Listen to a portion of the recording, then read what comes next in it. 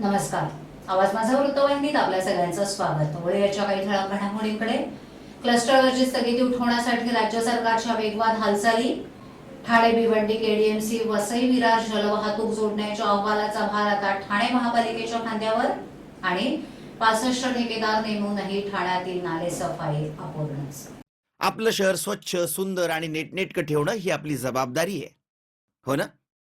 मग उचला फोन आणि विना परवाना होर्डिंग्स, बॅनर्स कुठे दिसले तर 1800-222-108 या टोल फ्री क्रमांकावर कळवा किंवा 7506946155 या भ्रमणध्वनीद्वारे आपली तक्रार नोंदवा किंवा महापालिकेने तयार केलेल्या स्टार ग्रेड ॲप्लिकेशनद्वारे आपली तक्रार नोंदवा.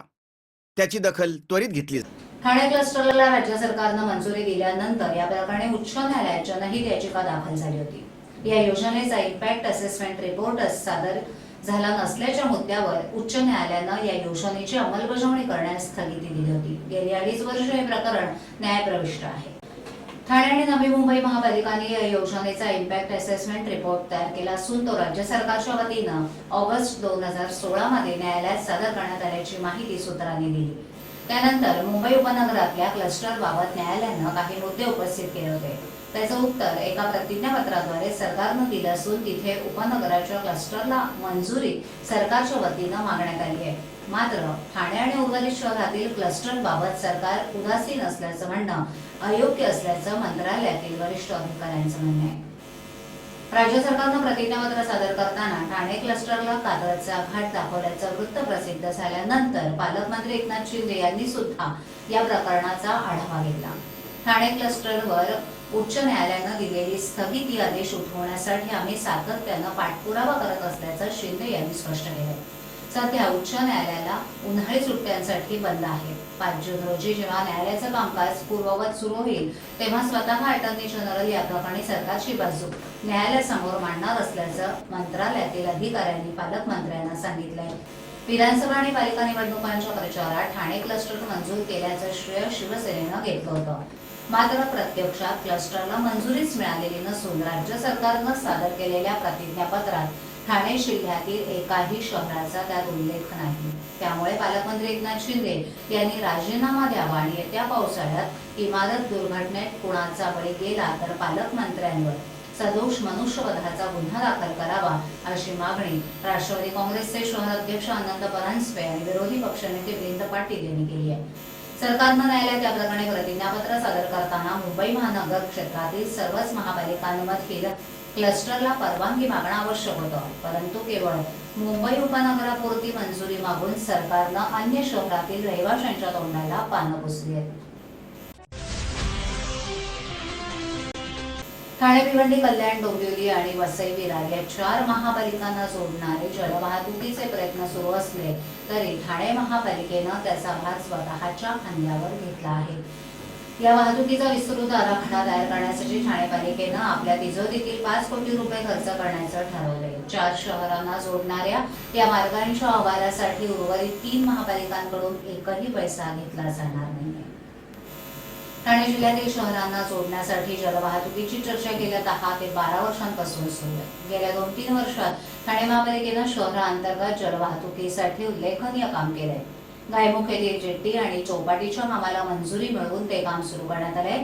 पहिल्या टप्प्यात त्यावर 13 कोटी रुपये खर्च करण्यात आले असून आणखी 12 कोटी रुपये खर्च होणार आहेत. त्याशिवाय पारसी कृती बंदर इथे चौपाटी उभारण्यासाठी 78 कोटी रुपये खर्च करण्याची पालिकेची तयारी आहे. कोलशेत, साकेत आणि बाळकोट इथे जेट्टी आणि चौपाटी विकसित करण्याचा पालिकेचा मानस आहे. वॉटरफ्रंट डेव्हलपमेंटची ही शहरांतर्गत कामं सुरू असताना आता ठाणे, कल्याण, डोंबिवली, वसई विरार आणि भिवंडी या 4 शहरांना जोडणाऱ्या जलमार्गासाठीही ठाणे महापालिका विशेष आग्रही आहे. त्यासाठी 4ही महापालिकांच्या आयुक्तांची एक समिती स्थापन करण्यात आली असून ठाण्याचे आयुक्त त्या समितीचे अध्यक्ष आहेत. या जलवाहतूक प्रकल्पासाठी सुमारे 350 कोटी रुपये खर्च अपेक्षित असून तो निधी केंद्र आणि राज्य सरकारकडून मिळेल अशी या पालिकांची आशा आहे. मात्र ती मंजुरी मिळवण्यासाठी प्रकल्पाचा सविस्तर अहवाल तयार करणं गरजेचं असून त्यासाठी पालिकेनं निविदा प्रसिद्ध केल्या होत्या. MSST, KEPL या 2 कंपन्यांनी संयुक्त पद्धतीनं निविदा भरल्या असून एकमेव निविदा असतानाही त्यांना हे काम देण्यात आलंय. या कंपनीनं 4,92,00,000 रुपयांच्या मोबदल्यात अहवाल तयार करण्याचं मान्य केलं आहे. तसा ठरावही पालिकेच्या सर्वसाधारण सभेत मंजूर करण्यात आला आहे.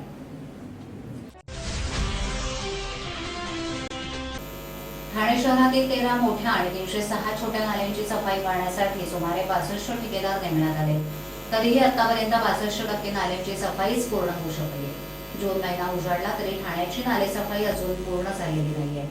नाले सफाईसाठी पालिका आयुक्तांनी दिलेली मुदत 31 मे रोजी संपली असून उर्वरित 35% कामं अद्यापही शिल्लक यंदाही ठाणे तुंबण्याची भीती व्यक्त केली जाते. महापालिकेनं नाले सफाईसाठी 65 ठेकेदार नेमले. तसंच त्यांच्याकडून नाल्यांची योग्य प्रकारे सफाई होते की नाही याची पाहणी करण्यास आयुक्त संजीव जयस्वाल यांनी अधिकाऱ्यांची नेमणूक केली आहे.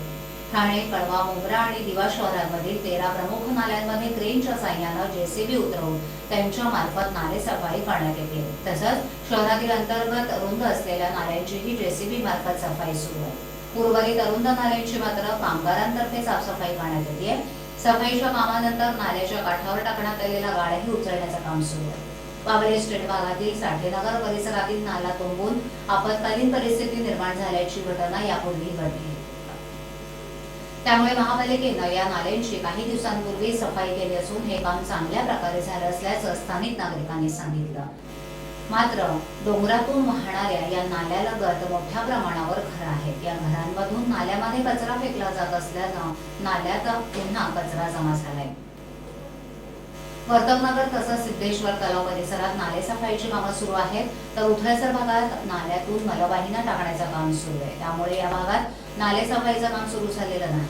कळवा स्थानक परिसरालगत असलेल्या चिंदी नाल्याच्या सफाईचं काम सुरू झालं असून या नाल्याची सफाई अद्याप पूर्ण झालेली नसल्यामुळे इथे कचऱ्याचं साम्राज्य दिसून येत आहे. पावसाळ्यात या नाल्याचं पाणी कळवा स्थानकात शिरतं आणि त्याचा परिणाम रेल्वे वाहतुकीवर होतोय. त्याचप्रमाणे कळवा, मुंब्रा आणि दिवा भागातही नाले सफाईची कामं सुरू आहेत. तेव्हाचा चिंग्या तसाच होता. माझे इथल्या बँकेत अकाउंट नाही, त्यामुळे माझ्याजवळ पैसे नाहीत. माझे पैसे तुम्हीच भराल का रे मित्रांनो? नंतरचा चिंग्या तसाच होता.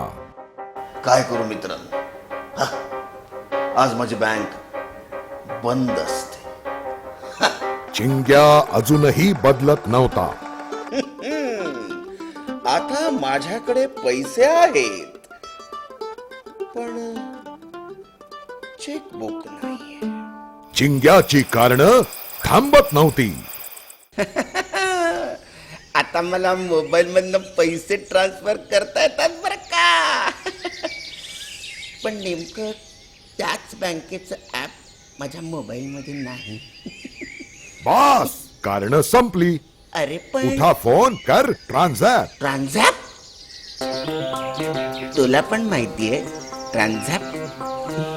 Transact, zap, transact, app,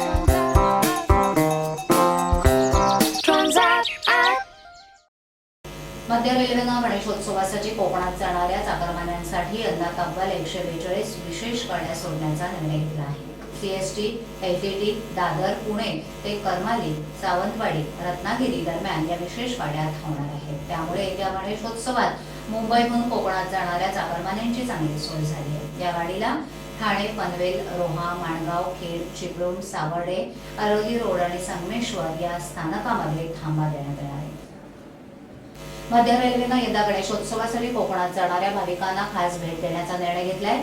गणेशोत्सवासाठी कोकणातील आपल्या गावी जाणाऱ्या प्रवाशांची संख्या प्रचंड असते. या गर्दीवर उपाय म्हणून तब्बल 142 विशेष गाड्या सोडल्या जाणार आहेत. या गाड्या CSMT, लोकमान्य टिळक टर्मिनस, दादर, पुणे, करमाळी, सावंतवाडी, रत्नागिरी मार्गावर चालवल्या जातील.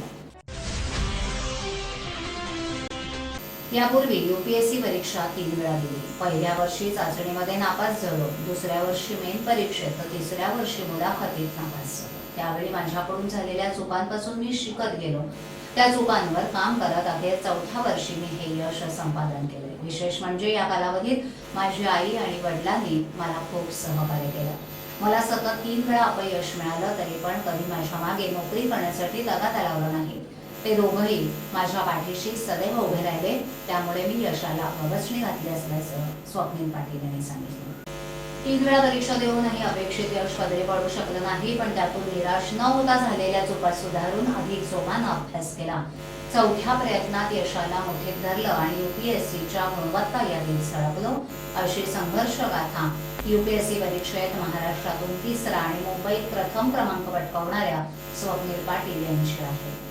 गेल्या 15 वर्षांपासून मुंबईकर म्हणून जीवन संघर्ष करणारा स्वप्नील पाटील म्हणाला की मी दिवसाला 12 तास अभ्यासात व्यस्त असेल. नेरुळच्या DY पाटील महाविद्यालयातून इलेक्ट्रॉनिक इंजिनिअरची परीक्षा 2012 मध्ये उत्तीर्ण केली. IAS होण्याचा मनाशी चंक बांधला होता. माझे वडील रवींद्र पाटील हे अमरावतीचे पोलीस उपाधीक्षक या पदावर कार्यरत आहेत. त्यांच्याकडे अनेक व्यक्ती अडीअडचणी घेऊन येतात, ते त्या सोडवतात. त्यांची सोडवणूक होताच त्या व्यक्तीच्या चेहऱ्यावरील ओसंडून वाहणारा आनंद पाहून मी भारावतो. त्याच वेळी मनाशी निश्चय करून IAS होण्याचं स्वप्न उराक्षी बाळगलं. आज ते स्वप्न साकार झाल्यानं स्वप्नेला अभिमान आहे. आजच्या ठळक घडामोडी शेवटी पुन्हा एकदा. क्लस्टरवरची स्थगिती उठवण्यासाठी राज्य सरकारच्या वेगवान हालचाली. ठाणे भिवंडी KDMC वसई विरार जलवाहतूक जोडण्याच्या अहवालाचा भार आता ठाणे महापालिकेच्या खांद्यावर. आणि 65 ठेकेदार नेमूनही ठाण्यातील नाले सफाई अपूर्णच. आपल्या विभागातील काही सूचना अथवा समस्या असल्यास आमच्यापर्यंत जरूर पोहोचवा. आम्ही तुमचा आवाज नागरिकांपर्यंत नक्की पोहोचवू. आम्हाला संपर्क करण्यासाठी आमचा पत्ता आवाज माझा 103 सैलेख आदर्शनगर समोर कोलवाड रोड ठाणे पश्चिम. आमचा दूरध्वनी क्रमांक 9773033356. आमचा ईमेल ID awazmaza.tvnews@gmail.com. आवाज माझावरील एखादी बातमी पाहिजे होऊन गेली असल्यास YouTubeवर ती तुम्ही पाहू शकता. त्यामुळे आपण पुन्हा भेटू याच वेळी याच ठिकाणी काही नवीन घडामोडींसह. आवाज माझा वृत्तवाहिनी. तोपर्यंत नमस्कार.